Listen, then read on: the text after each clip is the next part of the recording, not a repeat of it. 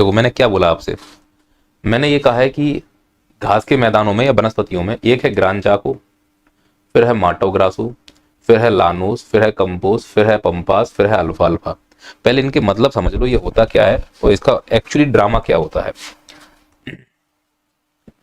देखो ध्यान से, जैसे हमारा ग्लोब है या मैं कहूँ ये पृथ्वी है, इस पृथ्वी पर ये जो मैं लाइन खींच रहा हूँ ये 0 डिग्री की लाइन है। इसके ऊपर ये जो लाइन खींच रहा हूँ यह है 30 डिग्री है, और इसके ऊपर ये जो लाइन खींच रहा हूँ यह है 60 डिग्री है। चूंकि उत्तर में है तो उत्तरी गोला, और ठीक इसी प्रकार से दक्षिण में भी दिखेगा हमको। तो यहाँ 30 डिग्री अगर मैं बनाऊंगा तो यह दक्षिण का, और यह 60 डिग्री बनाऊंगा तो यह भी दक्षिण का ही होगा। फिर यह 90 डिग्री का बिंदु होता है साउथ में, और यह 90 डिग्री का नॉर्थ होता है। समझ पा रहे हैं यहाँ तक?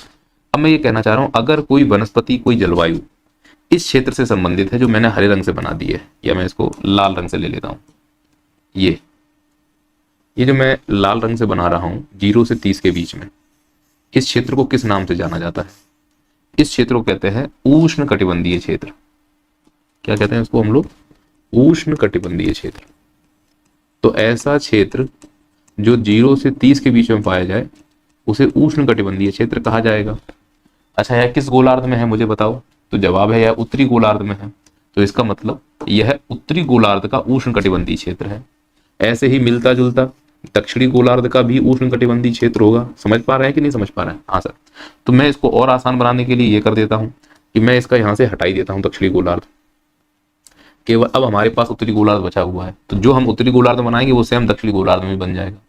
अब देखो, अगर कोई व्यक्ति उष्ण कटिबंधीय क्षेत्र में है, अगर कोई देश यहाँ पर है, तो उन देशों को क्या कहा जाएगा? उष्ण कटिबंधीय देश। जैसे कोलंबिया, इससे विषुवत रेखा होकर गुजरती है, तो क्या कोलंबिया उष्ण कटिबंधीय देश है? हाँ। ब्राजील, इससे विषुवत रेखा होकर गुजरती है। भारत भी 0 से 30 के बीच में है।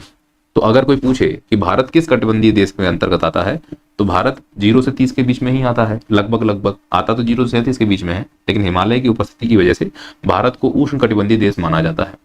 तो जो देश 0 से 30 के बीच में आते हैं उन्हें उष्ण कटिबंधीय देश कहते हैं। ऐसे ही अगर कुछ वनस्पतियां, यहाँ वनस्पतियों का कहने का मतलब ऐसे जंगल जो मानव की हेल्प के बिना जन्म लिए, यानी मानव रहित, मानव सहायता रहित जंगल को वनस्पति कहा जाता है। सामान्यतः जो जंगल प्रकृति के द्वारा जन्म ले रहे हैं, पेड़ पौधे झाड़ियां, वो सब वनस्पतियां कहलाती हैं। झाड़ियां वनस्पतियां, पेड़ वनस्पतियां, घास वनस्पतियां, बस उसमें मानव ने कोई हेल्प नहीं की। ऐसा नहीं है कि जाके पानी देना पड़ रहा है।